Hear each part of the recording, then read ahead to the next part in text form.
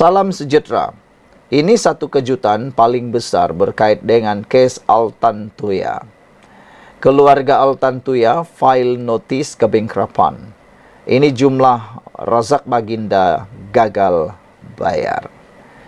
Keluarga model Mongolia mendiang Altan Tuya 1000 memfailkan notis kebangkrutan terhadap Abdul Razak Baginda selepas penganalisis politik itu gagal membayar ganti rugi termasuk faedah lebih Rm9.24 juta kepada keluarga berkenan seperti diputuskan Mahkamah Tinggi pada tahun 2022. Ibu bapa Altan Tuya, Dr. Saribu Sitev dan Altan Sig Sanja serta cucu mereka Munggun Sabgai selaku pemiutang penghakiman memfailkan notis itu menerusi Tetuan Karpal Singh dan Ko di Mahkamah Tinggi Shah Alam pada 4 Julai terhadap Abdul Razak Baginda sebagai penghutang penghakiman. Mengikut dokumen diperoleh media hari ini, mereka menuntut Rm 9.248.282 ringgit dan 6 sen, termasuk faedah dan kos sebagai wang yang perlu dibayar atas penghakiman muktamad oleh Mahkamah Tinggi Shah Alam pada Disember tahun 2022 terhadap Abdul Razak Baginda dan 3 individu lain yang pelaksanaan perintah tersebut tidak digantung oleh mahkamah. Pada 16 Disember 2022, Hakim Datuk Wazir Alam Maidin Emera yang kini Hakim Mahkamah Persekutuan membenarkan saman difailkan keluarga model berkenan. Bekas anggota polis Azila Hadri dan Sirul Azhar Umar, Abdul Razak dan kerajaan diperintah untuk bersama-sama membayar 5 juta ringgit sebagai ganti rugi teruk dan teladan kepada keluarga berkenan. Hakim berkenan juga memberikan faedah 5% setahun daripada jumlah penghakiman dari tarikh pemfailan tuntutan mahkamah sehingga penyelesaian penuh atas kos dan juga kos guaman RM25,000. Sementara itu, Abdul Razak Baginda memfailkan permohonan pada 15 Ogos untuk mengenepikan notis kebangkrutan tersebut. Antara alasannya, beliau telah memfailkan rayuan bagi mencabar jumlah ganti rugi diputuskan Mahkamah Tinggi Shah Alam dalam saman terbabit. Notis kebangkrutan ini mengelirukan, tidak efektif, cacat dan salah di sisi undang-undang, kata beliau. Sebelum mengeluarkan notis kebangkrutan itu, pemiutang penghakiman tidak membuat apa-apa tuntutan terhadap saya untuk jumlah penghakiman bertarikh 16 Desember 2022 dakwanya. Pada 4 Jun 2007, keluarga model itu memfailkan saman 100 juta ringgit terhadap Azila Hadri, Sirul Azhar, Abdul Razak dan kerajaan.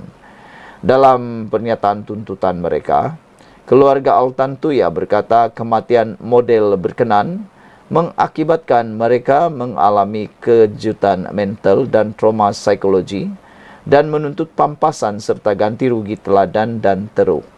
Sirul Azhar kini ditahan di Pusat Tahanan Immigration Australia, manakala Azila di penjara Kajang menunggu hukuman mati.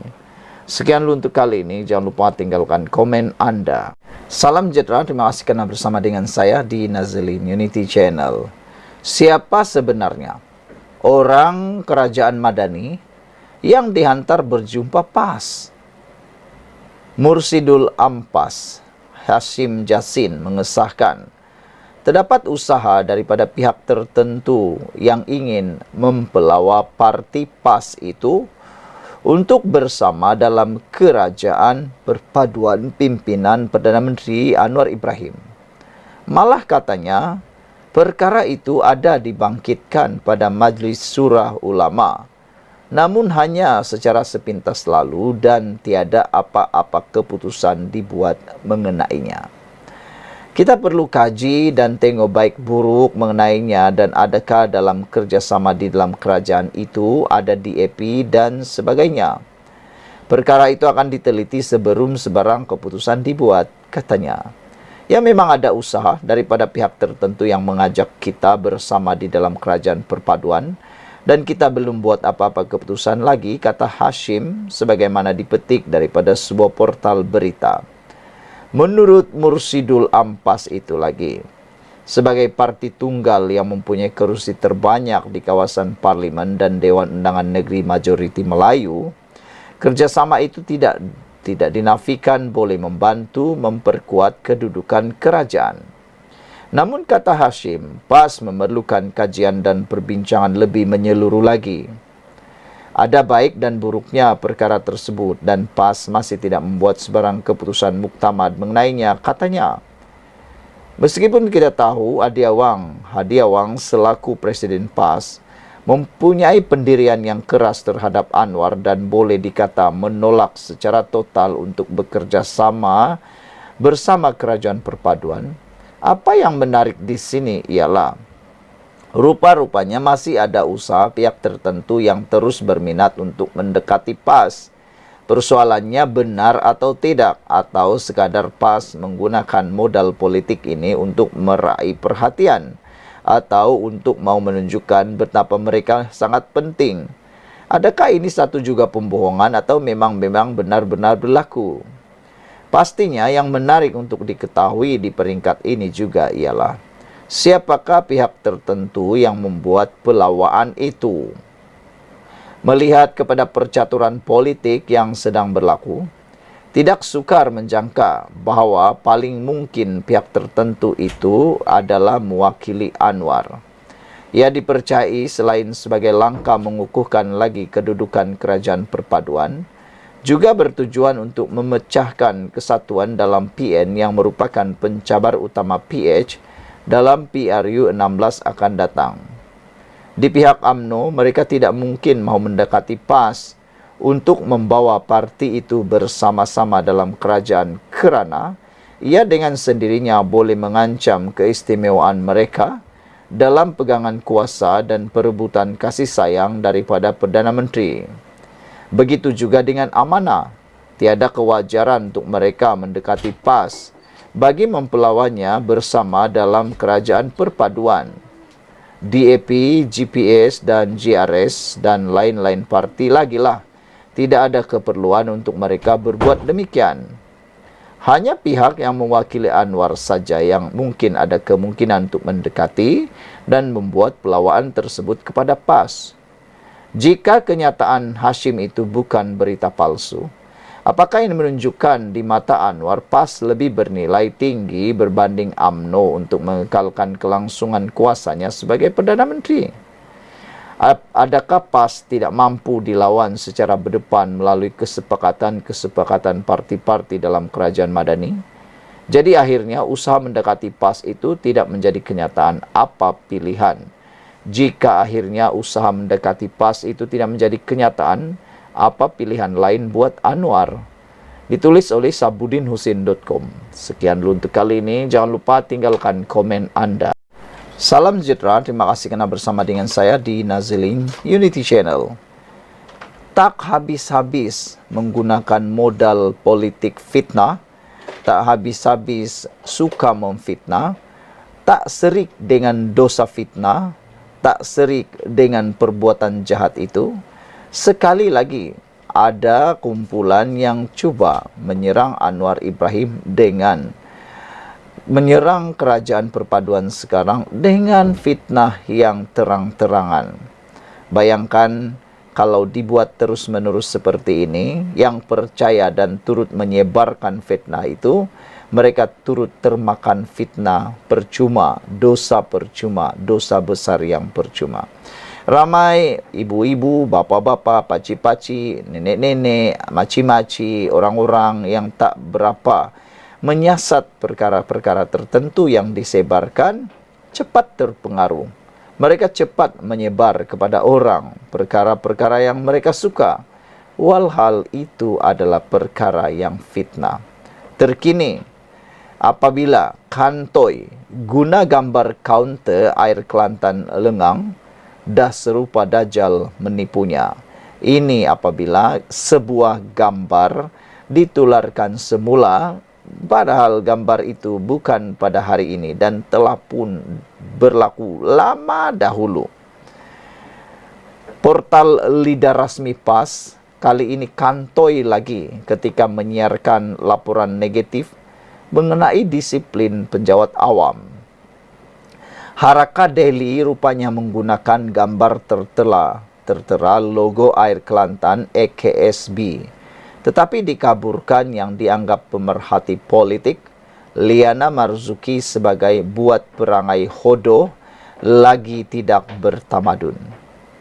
Semalam, Haraka mengeluarkan propaganda nak burukkan penjawat awam. Katanya, dah jam 9 pagi, seorang pun tiada di kaunter.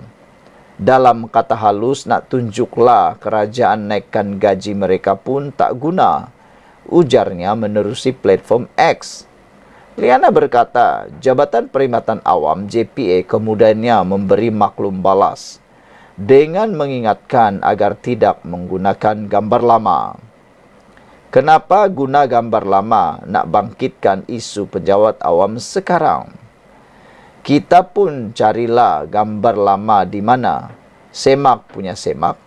Rupa-rupanya itu gambar kaunter air Kelantan Serian Berhad yang tular tahun lepas. Yang pemimpin PAS backup kaki tangan tiada di kaunter kerana ketandas tulisnya. Aduh, malu betul lah kan? Cuba mau salahkan orang, rupa-rupanya berlaku di negeri mereka sendiri, berlaku di negeri Kelantan, dan yang lebih teruk lagi, turut di backup pula oleh pemimpin PAS yang kata kaki tangan itu tiada di kaunter kerana ketandas. Jadi rupa-rupanya menjadi persoalan sekarang, Haraka Delhi yang mengeluarkan gambar itu tak periksa baik-baik kah? Betul-betul lah ini yang namanya tembak orang kena jari kaki sendiri. Menembak kaki sendiri.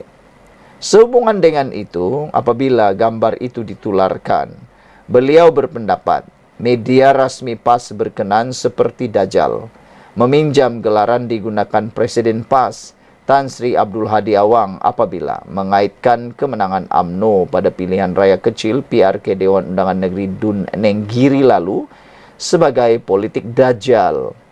Haraka ni, ya Rabbi, dah serupa Dajjal juga menipunya, kata beliau. Dahlah guna gambar lama nak burukkan penjawat awam kita, dia pergi guna gambar kaunter negeri dia. Siap belekan nama air Kelantan, memalukan. Malukan orang sendiri, sendiri pula yang kena malu. Ini betul-betul lah tak terror lah kan. Betul-betul lah tidak terror membuat sesuatu perkara. Tak tahulah nisit Dajjal terlebih cerdika atau jenis tak bertebing, kata Liana Marzuki. Yang penting korang tak payahlah baca Haraka lagi. Low class sangat dah ni, tulis Liana lagi. Saudara-saudara sekalian, apa yang menarik ialah terbuktilah gambar yang ditularkan itu adalah gambar di Kelantan sendiri. Jadi itulah orang pun mulalah geram kan. Cari salah orang gamen, guna gambar lama, JPA tegur Haraka dan injek bakar. Sekarang, siapa yang kena? Diri sendiri, malu diri sendiri. Sekian dulu untuk kali ini, jangan lupa tinggalkan komen Anda. Salam sejahtera, terima kasih kerana bersama dengan saya di Nazilin Unity Channel. PAS sekali lagi berbohong atas nama Imam Syafi'i untuk bertahan penyelewengan. Dipetik daripada Harapan Delhi oleh Ahmad Mursi. Bila Ustaz PAS timbulkan kontroversi, mulalah disebar kata-kata palsu Imam Syafi'i yang tak ada sumber yang sah dan dijajah dalam ceramah di surau dan masjid. Ramai pula percaya tanpa soal. Apa yang disebarkan? Carilah ulama yang dibenci oleh orang kafir dan munafik. dan jadikanlah dia ulama yang membimbingmu. Jauhilah ulama yang dekat dengan orang kafir dan munafik, kerana dia akan menyesatkanmu dan menjauhkanmu dari keredaan Allah, kata beliau. Asalnya, kata-kata palsu ini mula tersebar di Indonesia di awal wujudnya media sosial, sebelum sampai ke Malaysia melalui pihak-pihak yang mengejar kepentingan tertentu. Ulama sebenar diukur berdasarkan ilmu, akhlak dan takwa mereka, bukan semata-mata berdasarkan apa yang orang lain fikir tentang mereka, sama ada Islam atau bukan Islam. Kalau betul ulama yang benar mesti dibenci, atau mereka sengaja berusaha untuk dibenci oleh orang kafir, macam mana mereka nak berdakwah? Bukankah tugas utama ulama adalah menyebarkan dakwah, kata Mursi. Nabi Muhammad tunjukkan akhlak yang sangat mulia. Ramai yang tertarik kepada Islam hanya kerana contoh peribadi baginda. Islam ajar berdakwah dengan cara yang hikmah, bukan dengan cara menjana kebencian orang. Kalau seseorang diangkat sebagai ulama, tapi akhlaknya buruk, suka berbohong, mencarut, bersikap ekstrim, tak amanah, makan gaji buta, atau suka melabel dan menghina, maka bukan hanya orang kafir, orang Islam pun patut benci sikap macam ini. Kebencian tak boleh jadi ukuran kebenaran. Kebenaran mesti diukur dengan panduan Al-Quran dan Sunnah. Ada yang dibenci oleh satu kelompok kerana pendapat mereka tak popular, atau sebab mazhab berbeza. Tapi itu tak jadikan kebencian sebagai bukti mutlak seseorang ulama itu benar.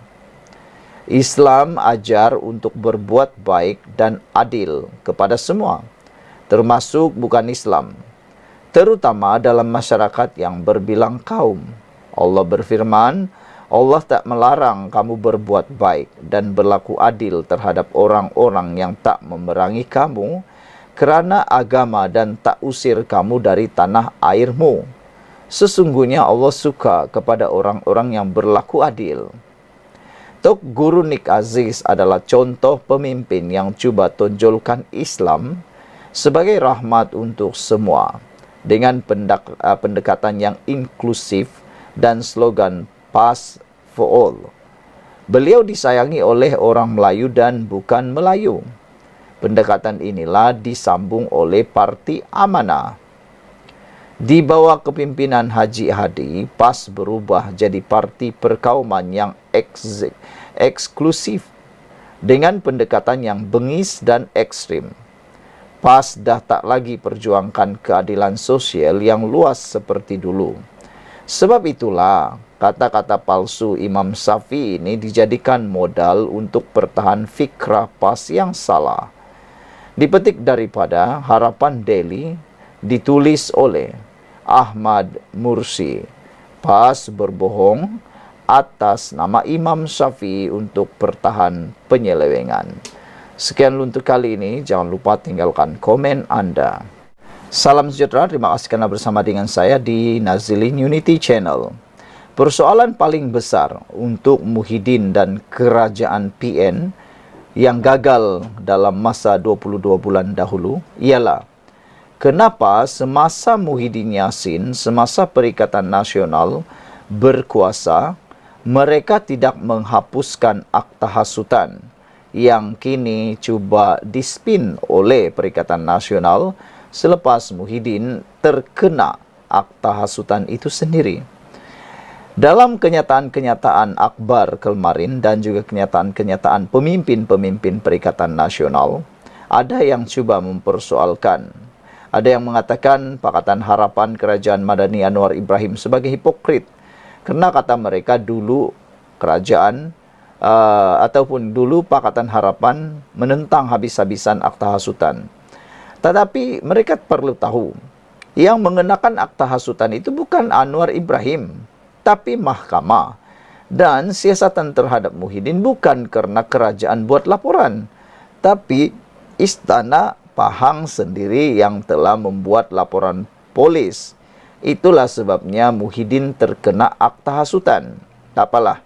Yang itu ceritanya mudah difahami. Yang ini lebih mudah difahami. Kalau betul Perikatan Nasional pun tak hipokrit, tak suka dengan akta hasutan, kenapa waktu mereka berkuasa dahulu, kalau mereka kata kenapa kerajaan perpaduan sekarang tidak hapuskan saja akta hasutan, tanya balik diri sendiri.